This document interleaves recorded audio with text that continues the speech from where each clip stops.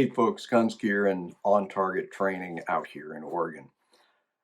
I have been asked recently by several subscribers who have been watching a video that I did several months ago about revolvers and are they a legitimate tool, and are they a legitimate tool for personal protection and self-defense. And many people have written in or sent me comments and said, hey, would you compare pros and cons of revolvers to semi-automatic handguns? So I wanted to spend some time today talking through what I believe are the pros and cons, and also what are, in some cases, the perceived cons of one type or another. I'm agnostic as far as what type of tool you're using for personal protection. The key is training, practice, and a high level of proficiency that will allow you to survive a fight with a gun. Ideally, you wouldn't get in a fight to begin with, but let's say you're in the fight. Do you have enough skills that under stress you can perform and get combat effective hits enough to neutralize or stop that threat? Before we do that, if you enjoy the content that we provide in our videos, please like, subscribe, share it with friends and family, and invite them to subscribe as well. Okay, we're going to start this video by talking about revolvers. So for the purpose of this demonstration right now, we have a Smith & Wesson 686, a beautiful revolver that, to me, is sort of one of my favorite revolvers. I own several. I also own some classic Smiths and some Rugers, and I think revolvers are fantastic. And they're certainly a very good teaching tool for new students to help them master trigger control, that long trigger press through a double action pull like on this revolver. So what are some of the pros of revolvers?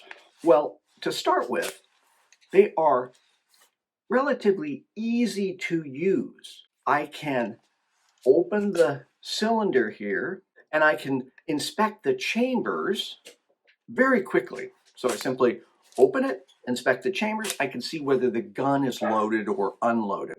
It's easy to load in terms of I'm taking a round and putting a round in, or I'm using a speed loader and putting that in and working it that way. But generally, that's a pretty simple thing to do. There's no magazine to insert. There's no slide to operate. I simply close the cylinder, put my target sights on my target, and then slowly press the trigger, right? The point of shooting and shooting accurately is having your sights aligned on the target and pressing the trigger straight back along the axis of the bore so the firearm, in this case the revolver, does not move its barrel and sights from the target. Now, this trigger is tuned. This is a competition trigger, and it is super smooth all the way through. It's very consistent. It's not particularly light.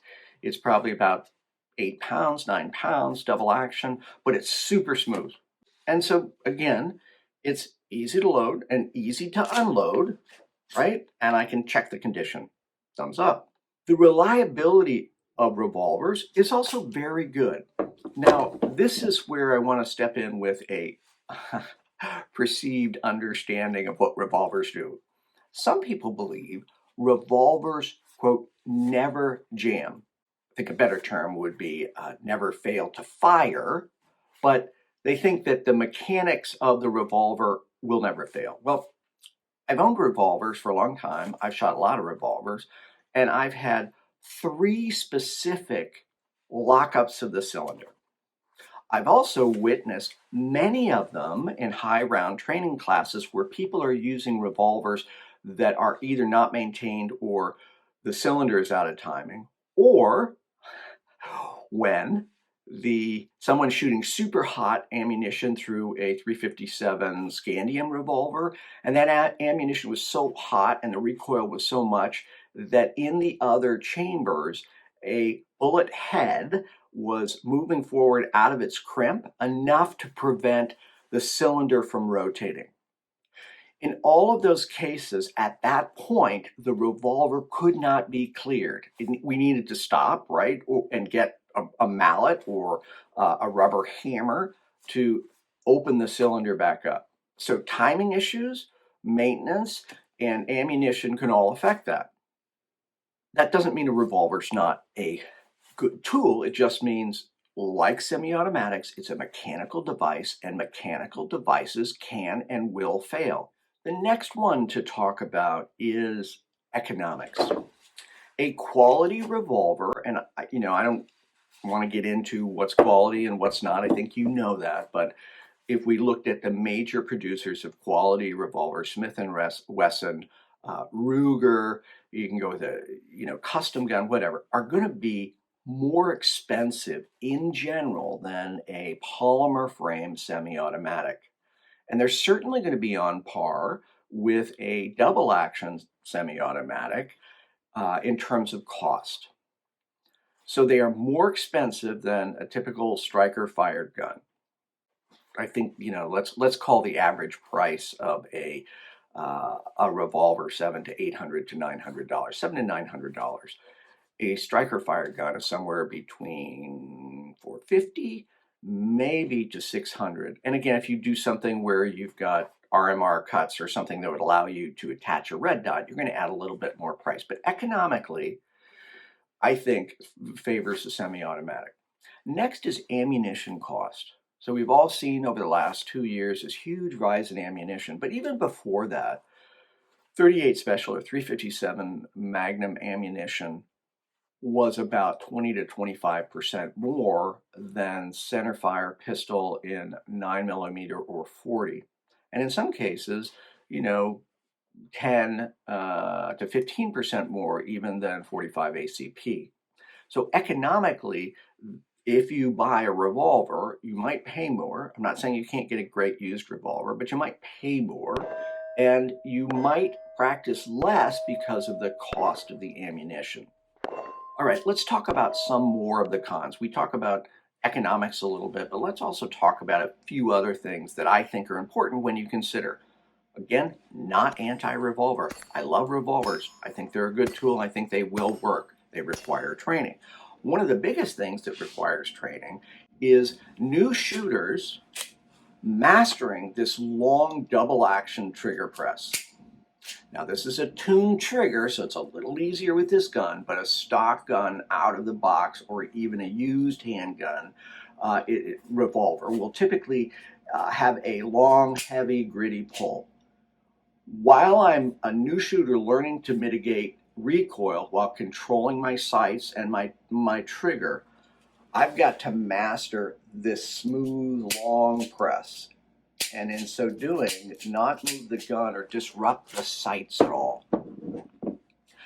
I think the learning curve for a double action revolver is greater than a semi-automatic, particularly a striker fired gun. So the other thing, unless you're using speed loaders, is they're much slower to reload. Does that matter? I don't know. Could 6 shots or 7 shots or 8 shots get the job done in a defensive situation? Absolutely. Absolutely. But I'd still rather have more capacity. That's the other con, in my view, is there's limited capacity. And yes, there are great shooters, people who practice with speed loaders all the time. I practice, but I'm just not as fast as I am with a semi-automatic. That's not to say it's bad. It's not to say it's not a good tool. The other thing that to me is a bit of a challenge is the fact that if you wanted to add a light, in this case this is Beretta, if you wanted to add a light to the gun, on most revolvers there is no rail. That's not all revolvers. You can get, tacked out revolvers that are $1,100, $1,200 that'll give you that light. And some of them will even give you the ability to attach an optic, a red dot optic on top of that. But in general, if you go out and buy a revolver or a used revolver, you're not going to have the ability to add a light. Is that a deal breaker? Not necessarily.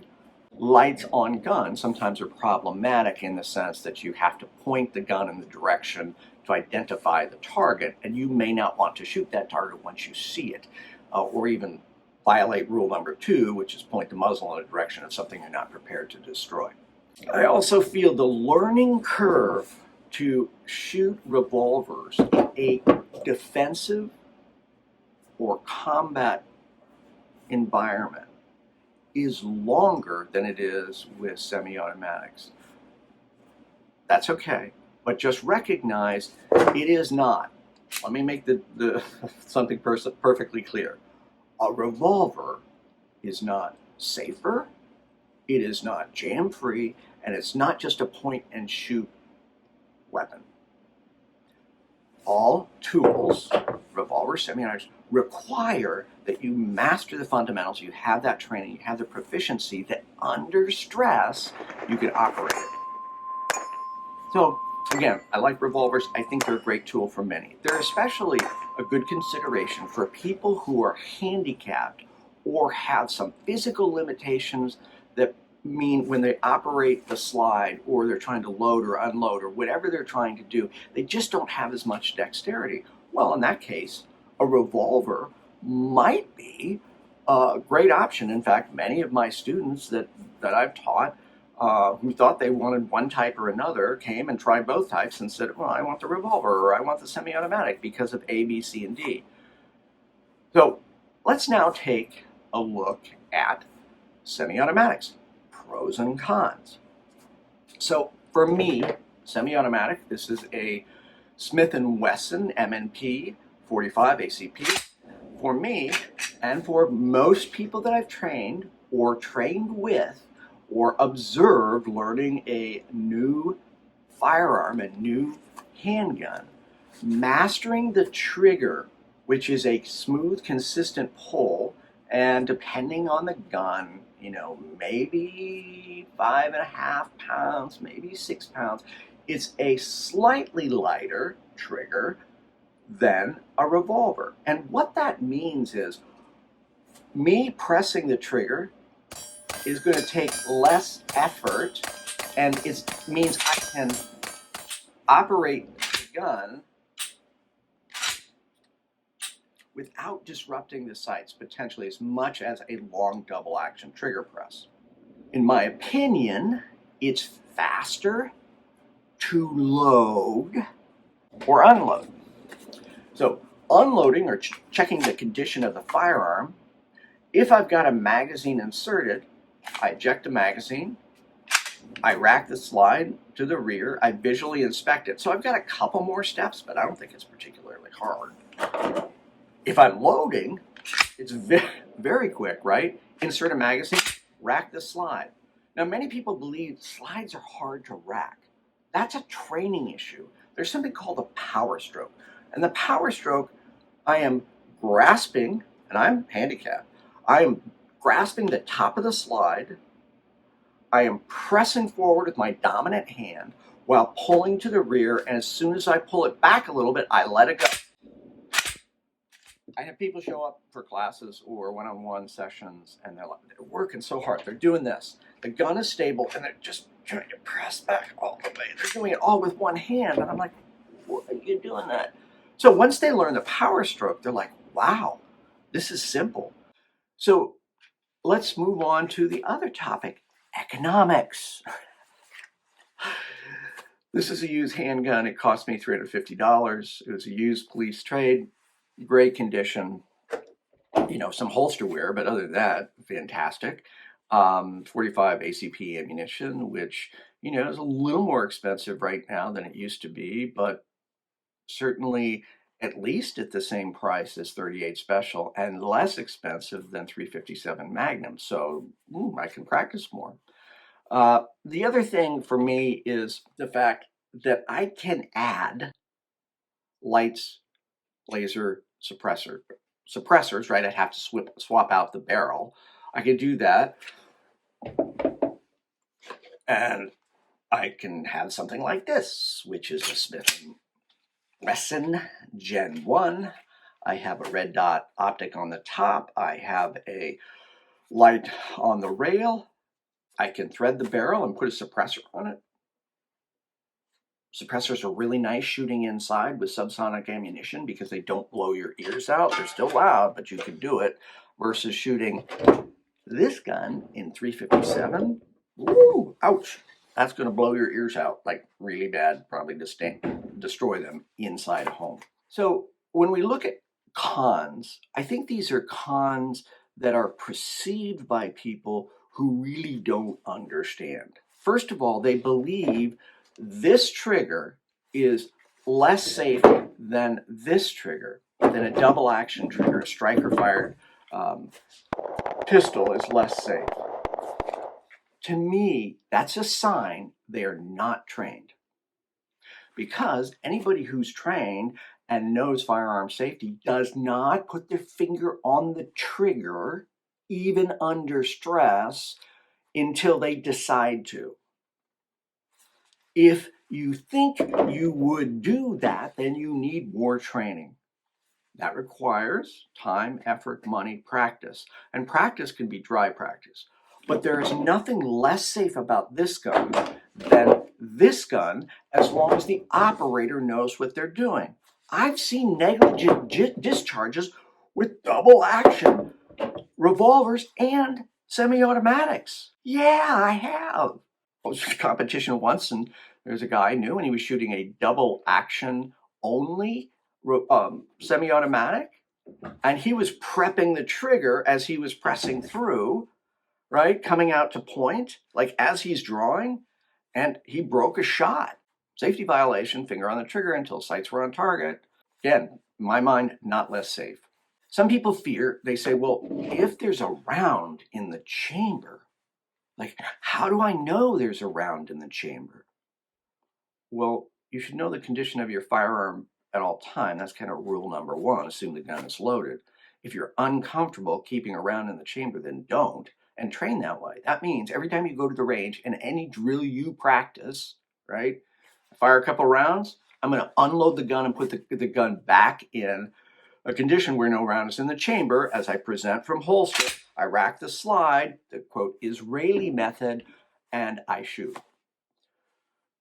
So I don't believe that that is less safe than a revolver, which has a round in the chamber.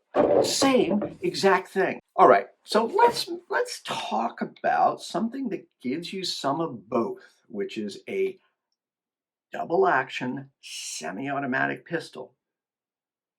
So I have to do the same things in terms of loading or unloading or checking this gun, right? I'm going to grab it back here. I'm going to press forward. I'm going to visually inspect the chamber. There's no magazine in it, so I know the gun is safe. So once I've inserted a magazine and loaded the chamber, rack the slide, I would, with a double action semi-automatic handgun, I would decock the gun, because that's the way it's intended to be used, unless you have a gun that has an external safety that allows you to have the gun in single action, hammer cocked with safety on. This particular Beretta is designed that when I have this condition, my lever here is a decocking mechanism, meaning it decocks the hammer by dropping it in a way with a transfer bar to avoid striking the primer.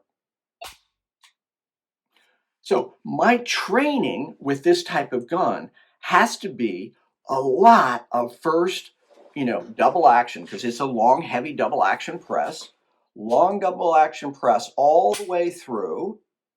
The gun now will go into single action and then transition to a short single action press.